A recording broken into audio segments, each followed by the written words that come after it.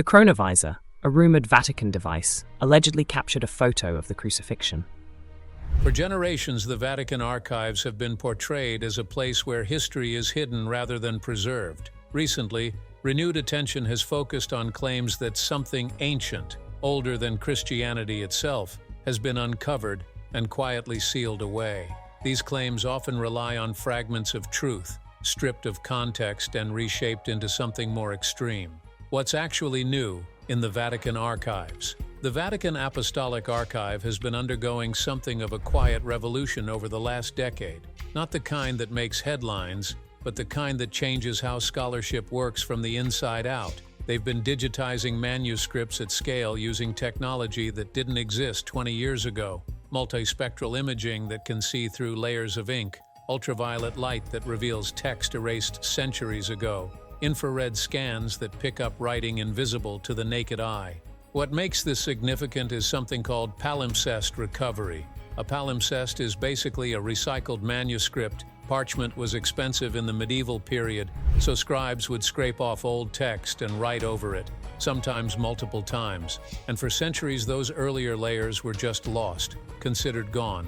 But modern imaging technology can now separate those layers, can pull writing out of what looks like blank space or illegible smudges. And that's where some of the most interesting discoveries have been happening. Not because someone found a hidden vault, but because we can finally read what was always there. One of the more notable examples involves Greek mathematical texts that were overwritten with Christian prayers in the 13th century.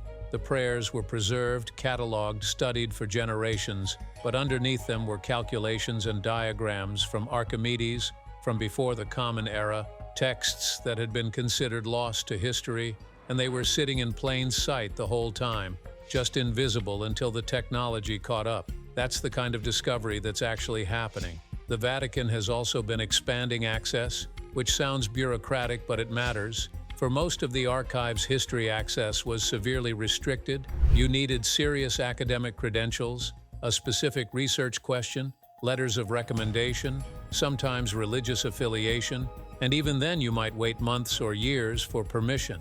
But in recent decades, that's been loosening. More scholars from more backgrounds can now request materials. The digitization project means some documents can be accessed remotely without ever setting foot in Rome. And while there are still restrictions, particularly around materials from the 20th century, the trend has been toward openness, not secrecy. This expansion coincides with the opening of previously closed sections. In 2019, Pope Francis announced that the archives from Pope Pius VII's papacy, covering 1930 June to 1958, would be open to researchers. That's millions of documents related to World War II, the Holocaust, Vatican diplomacy during one of the most contested periods in modern history. And scholars have been working through that material ever since, finding letters, reports, internal memos that complicate the existing narrative. What gets called a discovery in archival terms is often not what the general public imagines. It's rarely a dusty scroll pulled from behind a false wall. More often, it's a catalog entry that was misfiled, a document bound into the wrong volume, a page that someone assumed was blank until closer examination revealed faint writing, or it's a matter of context, a letter that seemed unimportant when it was first cataloged, but becomes significant when paired with something found in a completely different archive halfway across Europe. Historical research moves slowly, builds incrementally, and the breakthroughs usually look boring from the outside. The imaging work alone has generated thousands of pages of previously unreadable text, fragments of early Christian writings, legal documents from the medieval papacy, correspondence between bishops that sheds light on theological disputes, none of it world-shattering in isolation, but all of it contributing to a more detailed picture of how the Church functioned, how doctrine developed, how political and religious power intersected over centuries. And that's valuable. It fills in gaps, corrects assumptions, gives us primary sources where before we only had second-hand accounts. There's also been recovery of material that wasn't necessarily hidden but was just deteriorating, ink fading, parchment crumbling, bindings falling apart. And part of the digitization effort is preservation, creating high-resolution copies before the originals degrade beyond recovery. Some of these documents are 1,000 years old. They've survived fires, floods, wars, looting, but they won't survive forever without intervention. So in a sense, every scan is a rescue operation, pulling information out of fragile physical objects and putting it into a form that can be studied without further damage. When you hear about new discoveries from the Vatican archives, this is usually what's being referenced, not secret texts that prove the Church has been lying for 2 millennia, but incremental advances in what can be read, accessed, analyzed. The technology has improved, the policies have relaxed, the material has been better preserved and cataloged, and all of that adds up to a significant shift in how historians and theologians can engage with the archive. It's a big deal within academic circles, even if it doesn't sound dramatic in a viral headline. So when someone says photographs have leaked showing artifacts older than Christianity, the first question should be, older than Christianity how? Because the Vatican archives absolutely contain material from before the Common Era, Greek and Roman texts, papyrus fragments, inscriptions, coins, seals, all of it collected over centuries, much of it cataloged and published, available in academic journals if you know where to look. The existence of pre-Christian material in a 2,000-year-old institution isn't scandalous, it's expected. The question is whether anything genuinely suppressed or fundamentally challenging has surfaced, and that requires looking at what's actually being claimed versus what the evidence shows. To understand why these discoveries matter, we need to understand what the archives already hold. What the Vatican archives actually contain. The Vatican Apostolic Archive isn't a single room or vault. It's more like a small city of documents spread across 53 miles of shelving. That's not an exaggeration. 53 miles containing an estimated 12 centuries worth of accumulated records, starting from around the 8th century forward, papal correspondence, diplomatic cables, legal proceedings, financial accounts, theological debates, letters from kings and emperors, confessions, petitions, excommunications, marriage annulments, reports from missionaries, inventories of church property, records of trials including the one involving Galileo, documents related to the Crusades, the Inquisition, the Reformation, basically anything that passed through papal administration over more than a millennium. What surprises people is how much of it is mundane.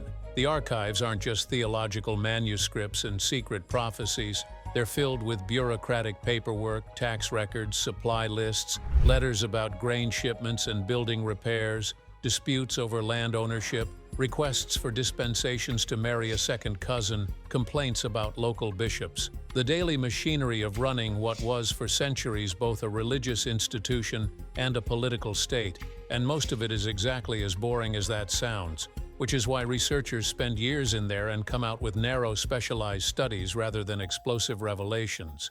But within that ocean of administrative tedium, there are absolutely significant historical documents, letters from Henry VIII about his divorce, correspondence between popes and monarchs during the Protestant Reformation, records of the Vatican's response to the spread of Islam, documents related to the colonization of the Americas, including debates about the treatment of indigenous peoples, internal discussions about heliocentrism and the index of forbidden books, files on accused heretics, reports from priests embedded in various royal courts across Europe. This material is valuable not because it's hidden, but because it's primary source evidence for understanding how power operated during periods when the Church was a dominant political force. The archive also contains a significant collection of non-Christian material, Greek and Roman manuscripts acquired through conquest or donation or purchase over the centuries, Hebrew texts, Arabic scientific treatises, astronomical charts, medical documents, philosophical writings, some of it predating Christianity by centuries. And this isn't suppressed, it's cataloged.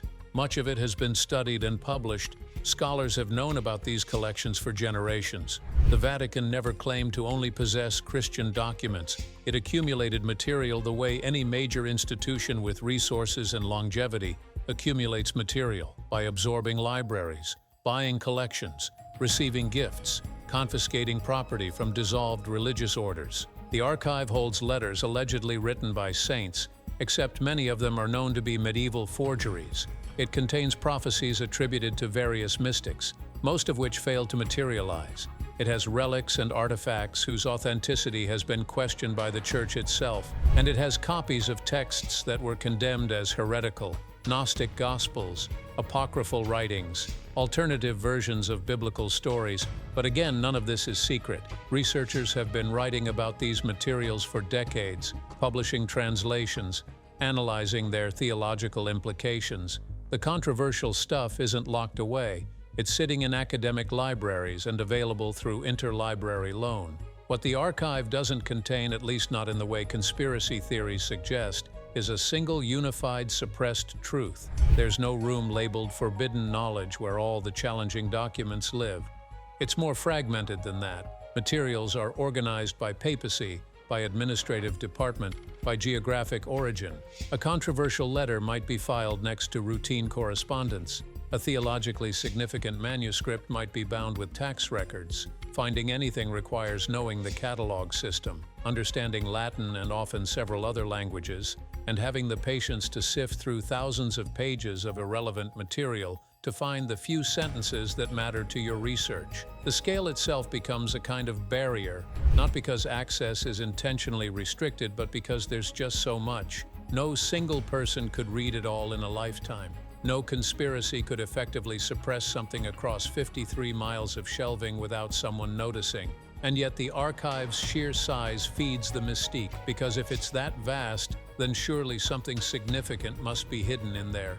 And that assumption, more than any actual evidence, is what keeps the speculation alive. Suspicions regarding the archives didn't appear overnight. It grew alongside the archives themselves. Let's look at why the Vatican archives attract suspicion.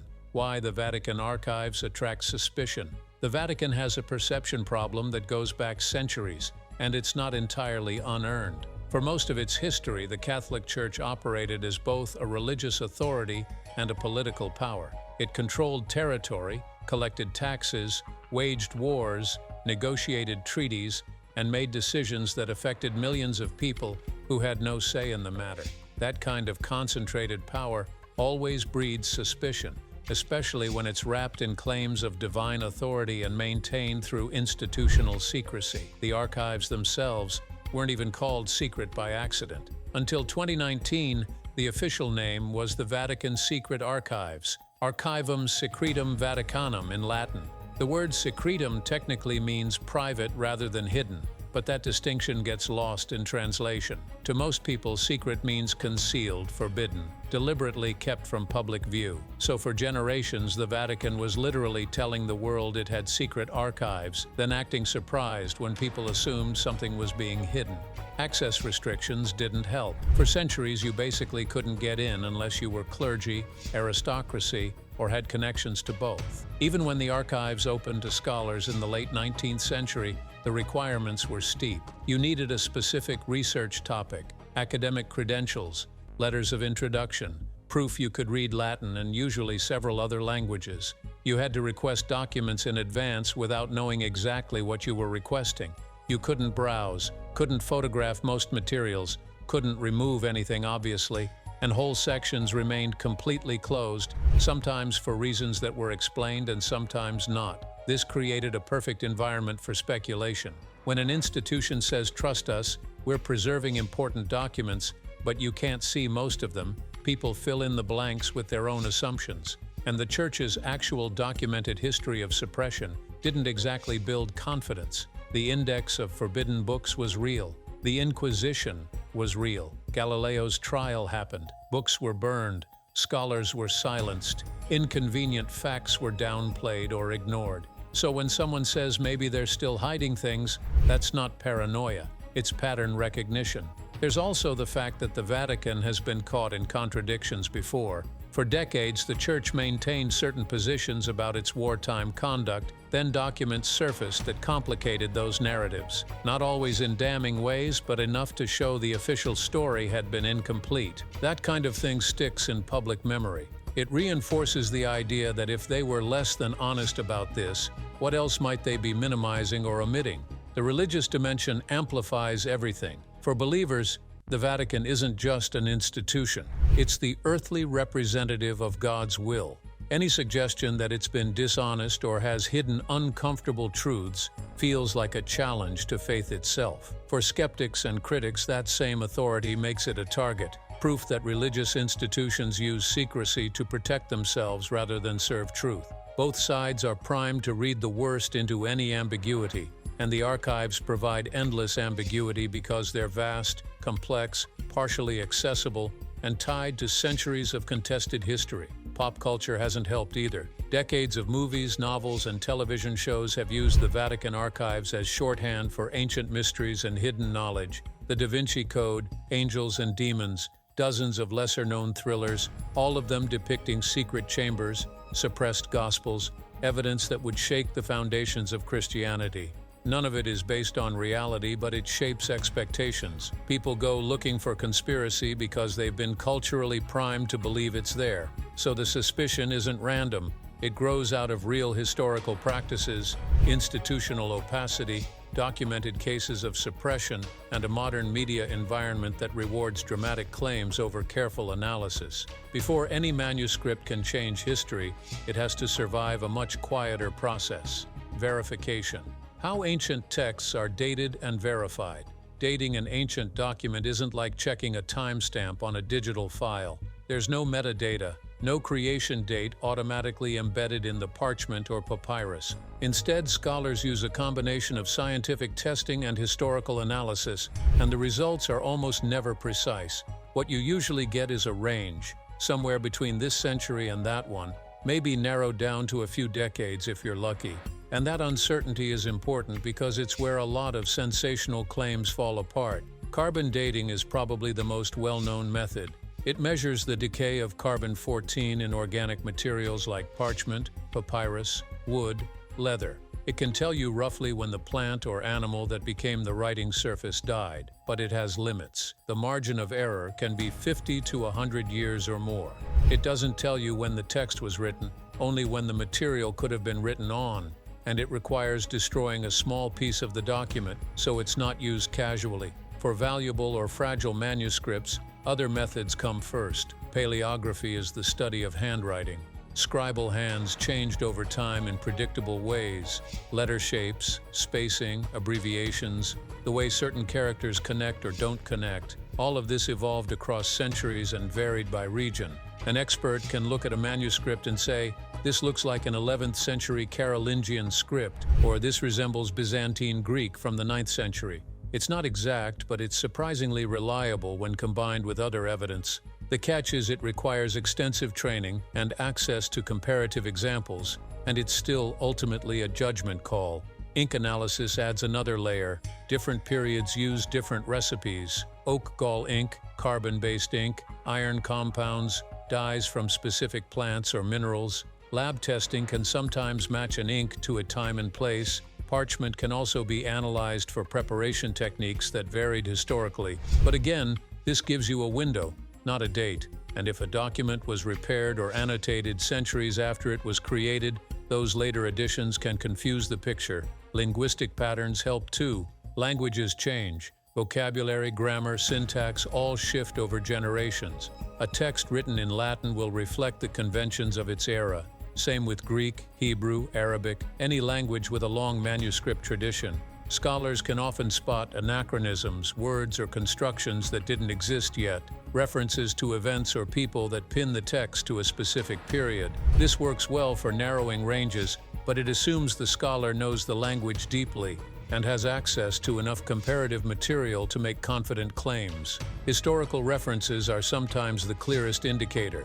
If a manuscript mentions a specific emperor, battle, natural disaster, political event, you can establish the earliest possible date. It can't have been written before the thing it describes happened. But forgeries and later copies complicate this. Just because a text references the 4th century doesn't mean it was written then. It could be a 9th century copy or a 15th century forgery. All of these methods work best in combination. A responsible claim about a manuscript's age will reference multiple lines of evidence and acknowledge uncertainty. It won't say this is definitely from 200 BCE. It'll say based on paleography, ink composition, and linguistic features, this likely dates to the 2nd or 3rd century BCE with a margin of error. When someone presents an ancient document as definitive proof of anything without explaining how it was dated or verified, that's a red flag.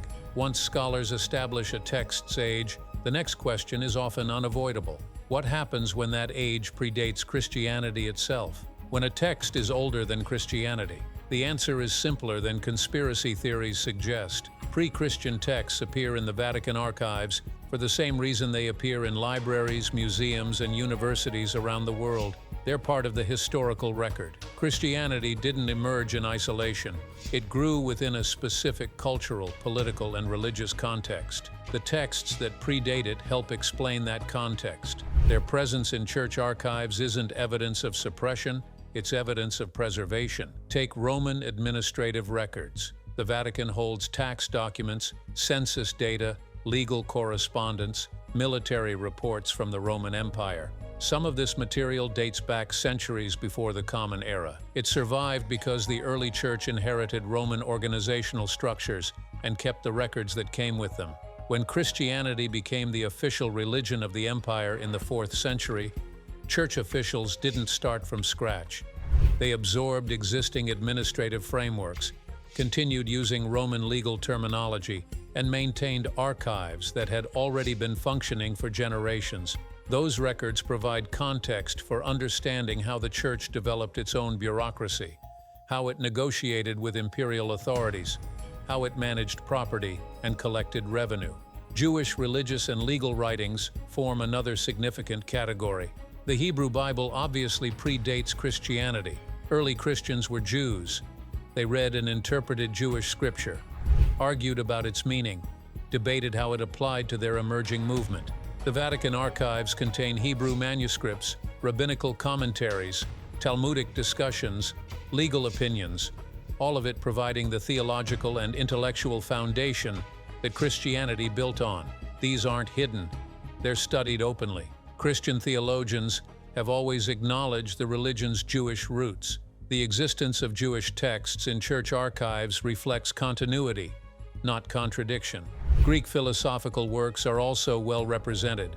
Plato, Aristotle, Euclid, Ptolemy, mathematical treatises, scientific observations, ethical arguments, political theory. Medieval Christian scholars didn't reject this material.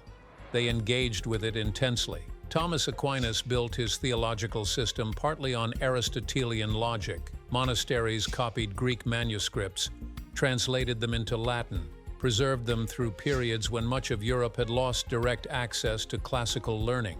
The Church saw value in these texts, used them to develop doctrine, train clergy, engage in intellectual debates. Their preservation was intentional, not accidental. Early translations and commentaries add another layer. When Greek texts were translated into Latin, when Hebrew scripture was rendered into Greek, when Arabic scholars translated both into their own language, those translations often came with annotations, explanations, marginal notes. The Vatican archives contain versions of texts that show how different generations understood them, how interpretation shifted over time, how theological and philosophical ideas move between cultures. This isn't scandalous. It's how intellectual history works. Ideas don't stay frozen, they get reinterpreted, adapted, challenged. So what does older than Christianity actually mean in this context? Christianity as an organized religious movement begins in the 1st century CE, roughly around the life of Jesus and the decades immediately following. Anything created before that, by definition, predates Christianity. But that doesn't make it anti-Christian or suppressed. Greek philosophy from the 4th century BCE is older than Christianity. So are Egyptian medical texts, Babylonian astronomical charts, Chinese poetry, the Epic of Gilgamesh.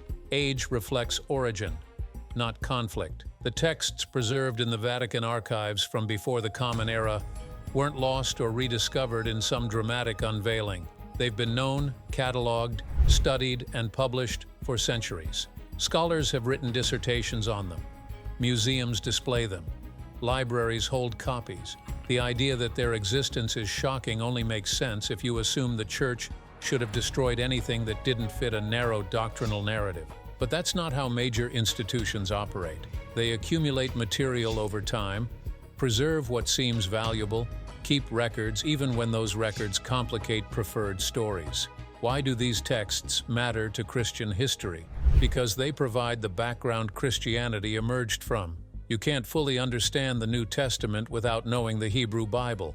You can't grasp early Christian theology without understanding Greek philosophy. You can't make sense of church organization without Roman legal concepts. Context deepens understanding. It doesn't undermine foundations. Knowing that early Christians lived in a world shaped by Roman law, Greek thought, and Jewish tradition doesn't disprove Christian claims. It explains how those claims were articulated, debated, and spread. This is where the conspiracy narrative breaks down. It assumes the church needs everything before Christianity to be secret in order to maintain legitimacy. But legitimacy doesn't come from pretending you appeared out of nowhere.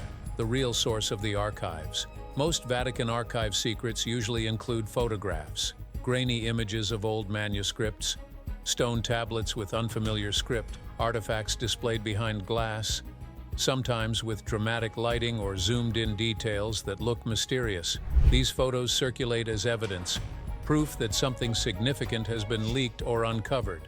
But when you trace them back to their actual source, the story changes completely. A lot of these images come from legitimate academic publications, journals, museum catalogs, digitization projects, scholarly databases. The Vatican Library has been photographing and cataloging its collection for decades. Many of these images are publicly available, downloadable from official websites, published in books you can order online. Someone takes a photo from a 2015 paleography journal, crops out the caption, adds ominous text, and suddenly it's being shared as leaked evidence of suppressed history. The document itself might be interesting, even significant in academic terms, but it was never secret. Others come from museums entirely unrelated to the Vatican. The British Museum, the Louvre, university collections, private libraries, archaeological sites. Someone sees an ancient tablet or scroll, assumes anything old and religious must be connected to the Vatican, and the association gets made without verification. A photo of a Sumerian cuneiform tablet becomes proof the Vatican is hiding pre-Christian texts, even though the tablet in question has been on public display in London for a century. Some images are deliberately misrepresented. A photograph of a medieval manuscript gets paired with a claim that it dates to before Christianity, when the actual document is from the 12th century and was never controversial. Or a picture of Hebrew scripture gets framed as forbidden knowledge, when it's literally the Torah, widely available, printed in millions of copies, studied openly for millennia. The image is real, but the narrative built around it is false. Then there are composite images, digitally altered photographs, outright fabrications. Someone uses Photoshop to age a document, adds weathering effects, manipulates the text to look more mysterious than it is. Or they take a genuine artifact and place it in a fictional context, a made-up location, a dramatic setting that suggests secrecy or suppression. These are harder to trace because they're designed to look authentic, but reverse image searches often reveal the original unaltered version or expose the manipulation. What makes this effective is that most people don't have the tools or expertise to verify what they're looking at. An image of ancient text looks authoritative. It feels like evidence, but without context, paleographic analysis, provenance, a verifiable source, it's just a picture. You don't know where it came from, when it was taken, what the text actually says, whether it's been manipulated, or if the framing is honest. The irony is that genuinely significant discoveries from the Vatican archives do get photographed and published, but they appear in academic journals with proper citations, detailed analysis, and peer review. They're accompanied by scholarly articles explaining what was found, how it was verified, why it matters. That process is slow, careful, and doesn't generate viral headlines, so the fake leaks get more attention than the real discoveries, and the cycle continues. What does the Vatican Archive contain? The Vatican Apostolic Archive exists, contains roughly 12 centuries of accumulated documents, and has been gradually expanding access over the last several decades. It holds pre-Christian material, classical texts, manuscripts in multiple languages, some of which predate the Common Era by centuries. None of this is hidden. Scholars have been studying, cataloging, and publishing findings from these collections for generations. Recent technological advances have enabled recovery of previously unreadable text through multispectral imaging and palimpsest analysis. This has led to genuine discoveries, fragments of lost works, earlier versions of known texts, documents that add detail to historical understanding. These findings get published in academic journals, presented at conferences, subjected to peer review. They're significant within scholarly communities even if they don't generate mainstream headlines. The archive has also opened previously restricted sections, most notably documents from the papacy of Pius XII, covering 1939 to 1958. Researchers are actively working through that material. Some of what they're finding complicates existing narratives about Vatican conduct during World War II, but nothing that's emerged so far represents the kind of earth-shattering revelation that conspiracy theories suggest. It's more complicated, more human, more contextual than simplified versions of history allowed for. What we don't have is credible evidence of suppressed texts that fundamentally challenge Christian origins, leaked photographs showing artifacts the Church has desperately tried to hide, or documents proving the institution was built on lies it's been covering up for 2,000 years. This doesn't mean the Vatican has been perfectly transparent. Restrictions still exist, particularly around 20th century materials involving living people or ongoing diplomatic relationships. Decisions about what to release and when are sometimes motivated by institutional self-interest. The Church has a documented history of suppression, censorship, and controlling narratives. Skepticism isn't unreasonable, but skepticism and conspiracy aren't the same thing. One asks for evidence and updates beliefs based on what can be verified. The other starts with a conclusion and interprets everything to fit. The difference matters because it shapes how we engage with claims, how we evaluate sources, how we decide what's credible. The truth about the Vatican archives is interesting in its complexity. If you enjoyed this video, please like and subscribe and click on the next video on your screen.